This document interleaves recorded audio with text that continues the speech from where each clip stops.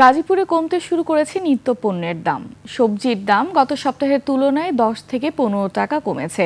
বেগুন 60, আলু 15, ধুন্দল 30, শসা 30, পেঁপে 40, করলা 50, বরবটি 50, মিষ্টি কুমড়া 40 এবং ধনেপাতা 140 টাকায় বিক্রি হচ্ছে। কাঁচামরিচের দাম কেজি প্রতি 140 টাকা, পেঁয়াজ 75, রসুন 100 টাকায় বিক্রি হচ্ছে। মাছ মাংসের দাম স্থিতিশীল। গরুর মাংস 700, খাসির মাংস 1000 টাকা। অপরিবর্তিত রয়েছে ডিম ও চালের বাজার। 25 কেজি বস্তার মিনিকেট 1900 ও নাজির 1800 টাকায় বিক্রি হচ্ছে। জেলার শফিপুর, কোনাবাড়ি, চান্দনা চৌরাস্তা, টঙ্গী ও মাওনা বাজারে গত সপ্তাহের তুলনায় কিছুটা কমেছে সব ধরনের পণ্যের দাম।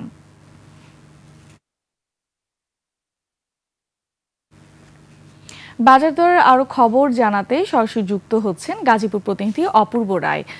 অপূর্ব, বাজারের পণ্যের সরবরাহ কেমন দেখছেন, পাশাপাশি ক্রেতা বিক্রেতাদের প্রতিক্রিয়া কেমন দেখছেন আমাদের জানাবেন।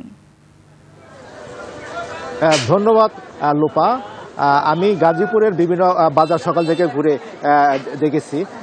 গত সপ্তাহের তুলনায় কিন্তু এ সপ্তাহে বিভিন্ন সবজির দাম কিন্তু অনেকটাই কমে এসেছে। তবে এখানকার যারা বিক্রেতারা তারা বলছেন বাজারে আমদানি বেশি হওয়ার কারণেই কিন্তু বিভিন্ন সবজির দাম ইতিমধ্যেই কমতে শুরু করেছে। আমি এখন যে বাজারটিকে দাঁড়িয়ে আছি, এ বাজারে কিন্তু আপনার সকাল থেকে আমি দেখেছি লেবু, বেগুন, ধুন্দুল, শিবচরণ, টমেটো সবকিছু সবজির দামই কিন্তু কমেছে। সবচেয়ে বেশি কমেছে কিন্তু ফুলকপি এবং জলপাই। ফুলকপি প্রতি কেজি কিন্তু এখন বিক্রি হচ্ছে 70 থেকে 80 টাকা এবং জলপাই প্রতি কেজি বিক্রি হচ্ছে 20 থেকে 30 টাকা, যেটা গত সপ্তাহে ফুলকপি ছিল কিন্তু 130 টাকা কেজি এবং জলপাই ছিল কিন্তু 100 টাকা উপরে কেজি ছিল।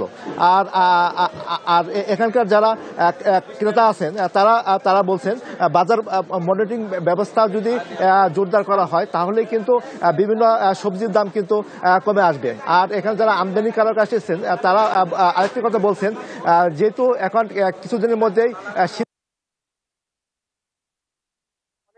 আমদানি কিন্তু আরো অনেকটাই কিন্তু এখানে বাড়বে, যার কারণে কিন্তু সবজির দাম আরো কমবে বলে আমরা যেটা জানতে পেরেছি। আর আমি বাজারে যেটি ঘুরে দেখেছি, মাছ মাংসের দামও কিন্তু গত সপ্তাহে যেটি ছিল এ সপ্তাহে কিন্তু অপরিবর্তিত রয়েছে। আর চালের বাজারও কিন্তু গত সপ্তাহের দাম এবং এই সপ্তাহের দাম কিন্তু অনেকটাই অপরিবর্তিত রয়েছে।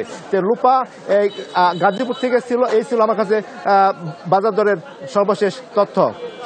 অপূর্ব, আপনাকে ধন্যবাদ।